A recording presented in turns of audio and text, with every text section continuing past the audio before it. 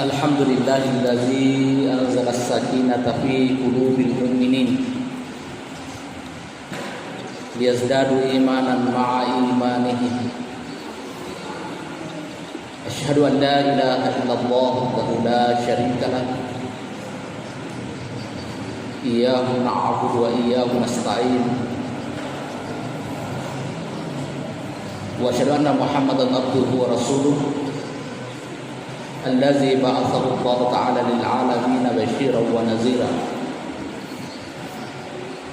Allahumma shalli wa sallim ala sayyidina Muhammad sayyidil mursalin wa ala alihi wa sahbihi ajma'in, amma ba'd. Ayyuhal muslimun al-hadirun, usikum wa nafsi awalan bittaqwallah faqad fazal muttaqun. Qala Allah Ta'ala fi kitabihil Qur'anil Karim, a'udzu billahi as-sami'il 'alim minasy syaithanir rajim. Ya ayyuhallazina amanu taqullaha haqqa tuqatih wa la tamutunna illa wa antum muslimun. Sadaqallahul azim. Hadirin sidang jamaah Jumat yang insyaallah dimuliakan oleh Allah. Alhamdulillah, tentunya kita kembali memanjatkan puji syukur kehadirat Allah Subhanahu wa taala atas perkenannya lah sehingga pada Jumat Mubarakah ini kita masih diberikan kesempatan untuk mengisi waktu yang diberikan oleh Allah dengan berbagai macam amal kebajikan. Mudah-mudahan berbagai macam aktivitas ibadah yang kita lakukan, baik yang sunat maupun yang wajib, senantiasa mendekatkan diri kita kepada Allah Subhanahu wa taala dan membentuk kita menjadi kriteria orang yang beriman yang lebih baik dari waktu-waktu sebelumnya. Salawat salam tentunya kita kirimkan atas junjungan kita Rasulullah sallallahu alaihi wasallam. Rasulullah sallallahu alaihi wasallam bersabda, "Man shalla alayya salatan sallallahu alaihi asyara salawat."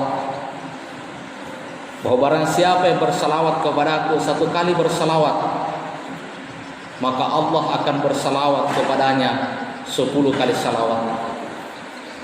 Kalau seorang hamba bersalawat kepada Rasulullah, maka itu adalah ibadah. Tetapi ketika Allah yang bersalawat kepada kita, maka maknanya adalah Allah menurunkan rahmat. Bisa bermakna Allah menjauhkan kita dari berbagai macam bencana dan bala. Karena itu, mudah-mudahan dengan salawat yang senantiasa kita kirimkan kepada Rasulullah, menjauhkan kita dari berbagai macam bala dan bencana.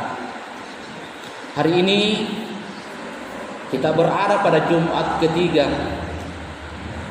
pasca terjadinya gempa bumi yang melanda kampung halaman kita yang tercinta ini, Kabupaten Mamuju khususnya.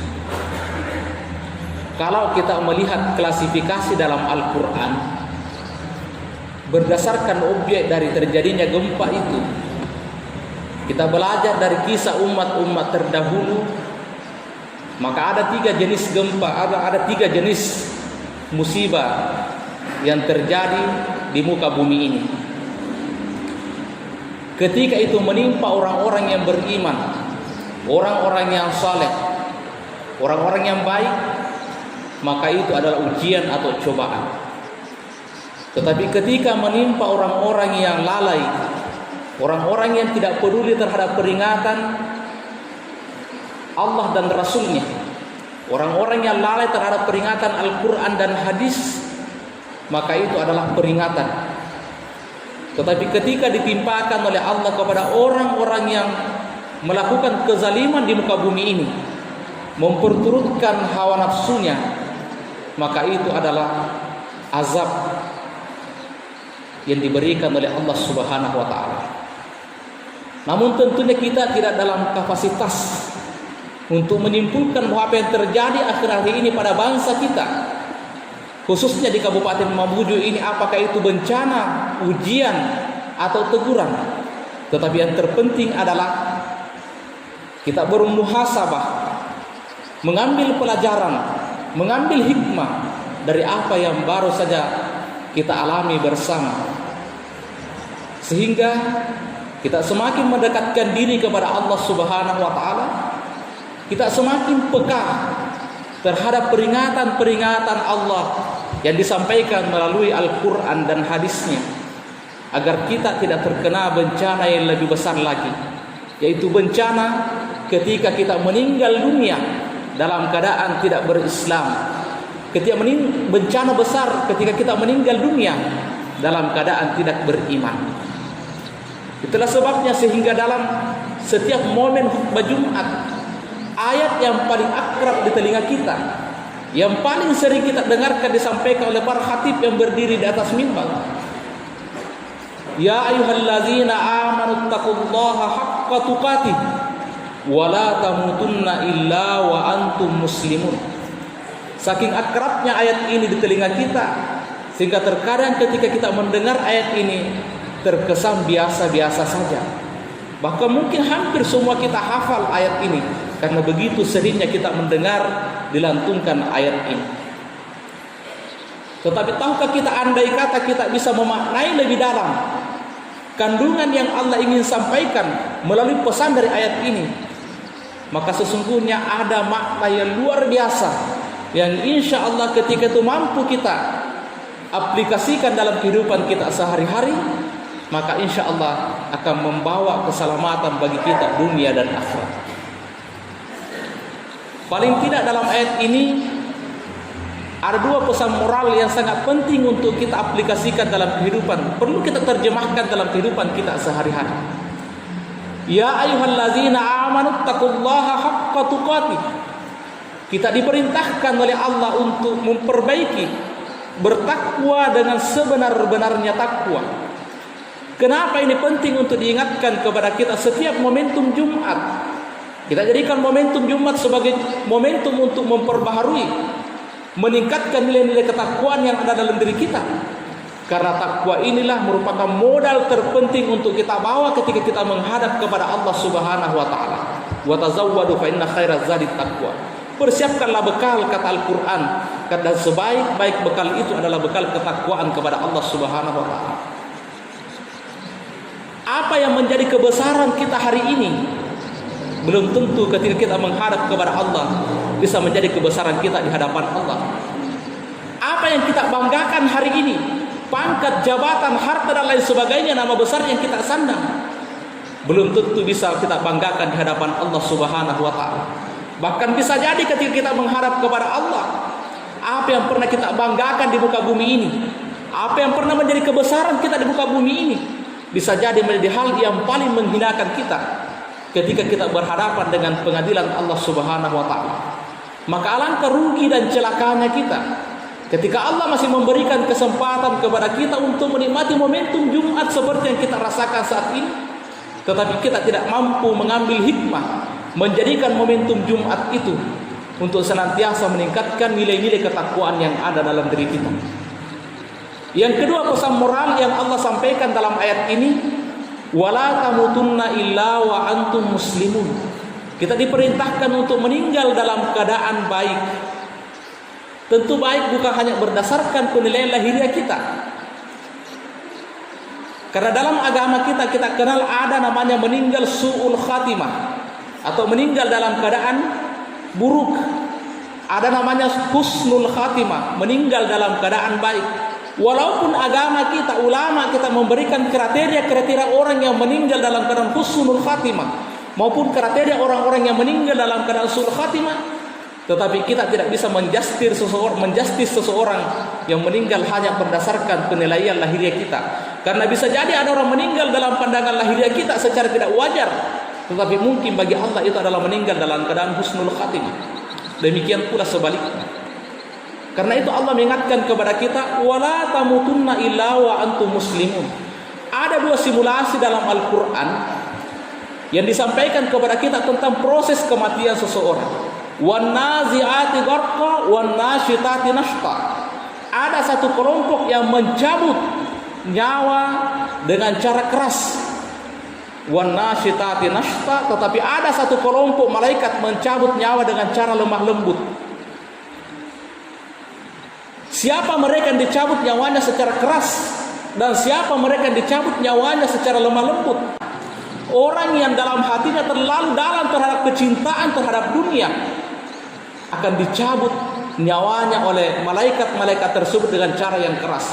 Barangkali kita ambil perumpamaan untuk memudahkan kita memahami makna ayat ini, bahwa paku ketika kita tancapkan terlalu dalam terhadap kayu, maka butuh tenaga ekstra untuk mencabut, maka mungkin butuh peralatan ekstra untuk mencabut paku tersebut. Itulah perumpamaan hati yang kita tancapkan terlalu dalam terhadap dunia ini, maka pasti akan dicabut oleh malaikat dengan cara yang sangat keras. Tetapi orang yang beriman, yang cinta kepada Allah Subhanahu wa taala, yakin dan percaya, dia tidak akan membiarkan hatinya tenggelam terlalu dalam terhadap kehidupan dunia ini, sehingga mereka ketika dicabut nyawanya oleh malaikat-malaikat Allah, mereka akan dicabut dengan cara yang lemah lembut. Sayyid Abdullah Al-Haddad menyampaikan bahwa ada 5 dosa, ada 5 jenis dosa yang bisa menyebabkan seseorang meninggal dalam keadaan husnul khatimah. Bahkan orang bisa meninggal dalam keadaan tidak berislam. Ketika 5 dosa ini ada pada salah satu di antara 5 dosa ini ada pada diri seseorang, maka bisa jadi besar kemungkinan orang itu akan meninggal dalam keadaan tidak berislam atau dalam keadaan tidak beriman. Yang pertama, kata Sayyid Abdullah Al-Haddad, orang yang kemungkinan besar meninggal dalam keadaan tidak membawa Islam, tidak beriman, yang keluar dari wala tamutunna illa wa antum muslimun adalah al-muhawinu bis salat, orang yang meremehkan salat, orang yang menganggap enteng salat, orang yang melalaikan salat. Maka orang ini besar kemungkinan, kata Abdullah Al-Haddad, akan meninggal dalam keadaan tidak membawa iman. Itulah sebabnya sehingga ketika ada seorang sahabat yang datang menghadap, jauh-jauh datang sekedar untuk minta nasihat kepada Rasulullah. Begitu bertemu Rasulullah, sahabat ini mengatakan, "Ya Rasulullah, ausini wa ajirni." Berikan saya nasihat yang singkat tetapi bermanfaat. Salah satu nasihat yang diberikan oleh Rasulullah adalah, "Iza kumta fi salatika wasalli salatan muwaddi." Ketika engkau berdiri dalam salatmu, salatlah seolah-olah itulah salatmu yang terakhir. Artinya lakukan yang terbaik, karena memang bisa jadi itulah yang terakhir. Hari ini kita diberikan kesempatan salat Jumat.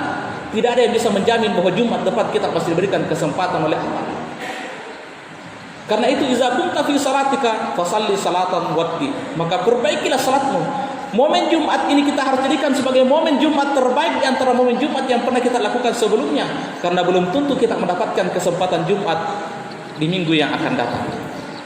Yang kedua, orang yang besar kemungkinan bisa saja meninggal dalam keadaan tidak membawa Islam adalah al-aqul walidain, orang yang berdosa kepada kedua orang tuanya.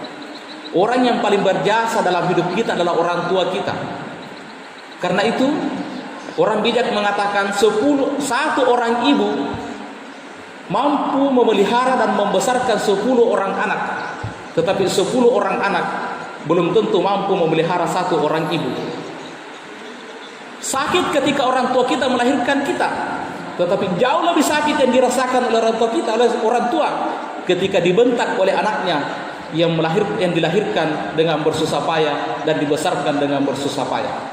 Kita kembali sedikit ke belakang melihat sejarah seorang sahabat Rasulullah yang berislam di hadapan Rasulullah, ikut belajar berdakwah, ikut belajar Islam di belakang Rasulullah, ikut menjadi makmun Rasulullah. Tetapi ketika meninggal dunia tidak mampu melafazkan 2 kalimat syahadat hanya gara-gara berdosa kepada kedua orang tuanya. Karena itu Sayyid Abdullah Al-Haddad mengingatkan kepada kita agar kita berhati-hati, jangan sampai kita termasuk yang aqul walidain, orang yang berdosa kepada kedua orang tua. Dan bahayanya musibah ini karena bisa menyebabkan kita meninggal dalam keadaan tidak membawa iman. Kemudian yang ketiga adalah wallazi wazil muslimin, orang yang mengambil hak orang lain atau yang menyakiti orang lain tanpa alasan yang dibenarkan oleh agama. Kemudian al-mudminu lisyarbil khamri, orang yang meminum atau memakan makanan-makanan yang memabukkan yang dilarang oleh agama tanpa mereka bertaubat kepada Allah Subhanahu wa taala. Kemudian wal musirruna alal kabair walam yatubu ilallah, orang yang membiarkan dirinya larut dalam perbuatan dosa-dosa besar tetapi mereka tidak bertaubat kepada Allah Subhanahu wa taala. Semoga Allah Subhanahu wa taala menjauhkan kita dari berbagai macam bencana dan musibah yang terjadi di muka bumi ini, dan semoga Allah Subhanahu wa taala menuntun kita, memberikan hidayah dan petunjuk kepada kita sehingga kita meninggal dalam keadaan beriman, sehingga kita meninggal dalam keadaan berislam. Karena musibah terbesar bukan gempa bumi, bukan banjir, bukan gunung Merapi, tapi musibah terbesar bagi kita adalah ketika kita meninggal dunia kembali menghadap kepada Allah tanpa membawa iman dan Islam yang kita cintai ini.